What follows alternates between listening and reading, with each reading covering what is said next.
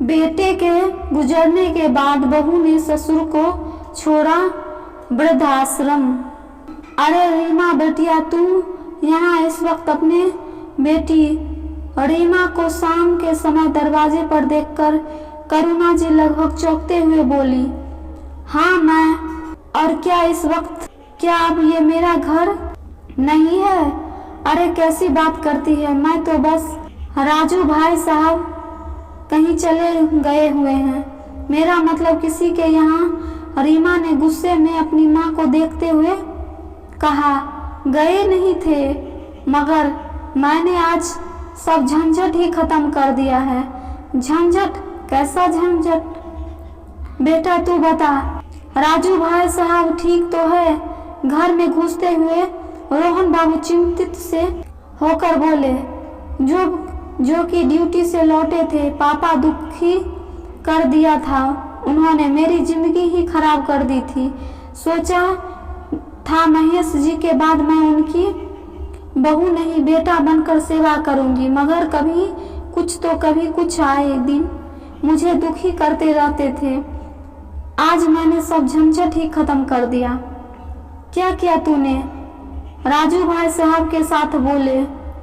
गुस्से से रोहन बाबू चिल्लाते हुए बोले, पापा मुझे समझ नहीं आता, आप मेरे पापा हो या मेरे ससुर के भाई। बेटी घर आई है या बजाय इसके कि उसके दुख दर्द को पूछते।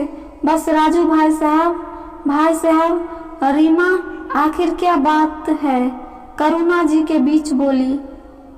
रीमा रो पड़ी। माँ आप जानती हो ना, महेश जी के जाने के बाद मैं नौकरी भी करती हूँ और अपने ससुर की देखभाल भी, मगर जब देखो मुझे ही ताने देते रहते थे। कल बोले मेरे 2 दोस्त क्या आ गए, तुमसे चाय बनाकर पिलाना भी नहीं हुआ। मैंने कहा बाबूजी दूध खत्म हो गया था तो लाने चली गई थी। उन्हें बताना चाहता था जो बिगड़ पड़े और कहने लगे तुम झूठ बोलती हो, मेरा एक छोटा सा काम करने में तुम्हारी नानी मर जाती है और मेरे पेंशन का पूरा हक जमाती हो, लेकिन मेरा ख्याल रखना भी नहीं हो पाता है तुमसे। इससे तो अच्छा है मैं वृद्धाश्रम चला जाता, वहाँ अच्छे से रहता और अपनी सारी पेंशन अपने ऊपर खर्च करता। माँ उन्होंने मुझ पर पेंशन का ताना मारा।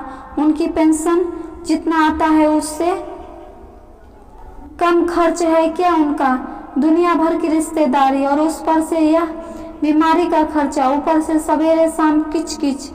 बस मैंने भी सुना दिया तो वह आग बबूला होकर बोले, तो छोड़ क्यों नहीं देती मुझे किसी वृद्धाश्रम में?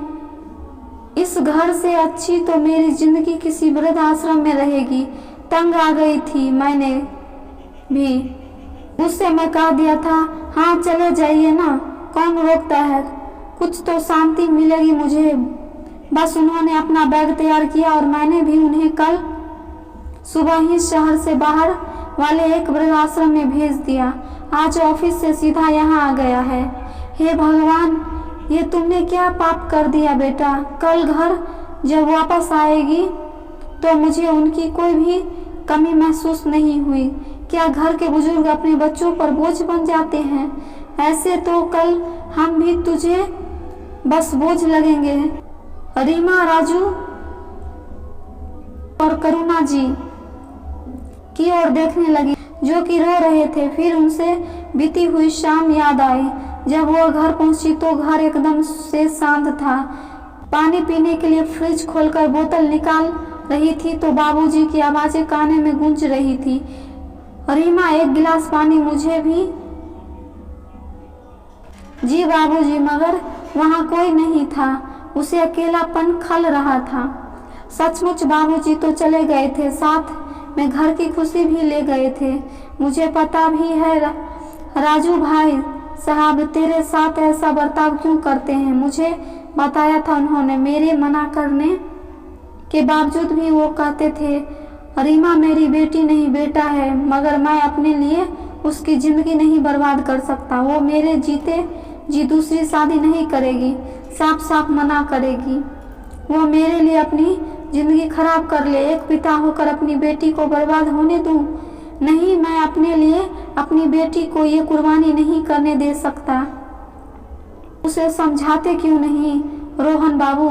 मेरी कुछ सुने तब समझाओ ना उसे। वो कहती है कि आप उसकी जिम्मेदारी हैं, तो उसे ही ये जिम्मेदारी उठानी होगी, और शायद इसलिए वो तुम्हारे साथ ऐसा बर्ताव करते हैं ताकि तुम उनसे परेशान होकर दूसरी शादी कर लो। हे भगवान, कहते हुए रीमा तेजी से अपना पर्स उठाकर बाहर की ओर दौड़ पड़ी। वह लगातार दौड़ती रही और आश्रम पहुंचकर जैसे ही उसने बाबूजी को देखा तो लोक लाज भूलकर ऐसे गले लगी जैसे बचपन में मेले में बिछड़ने के बाद मिलने पर अपने बाप के गले लगी थी। मैं माफी के काबिल तो नहीं हूँ बाबूजी, पर मुझे कर दीजिए। नहीं बेटा, तुम मुझे माफ कर दो।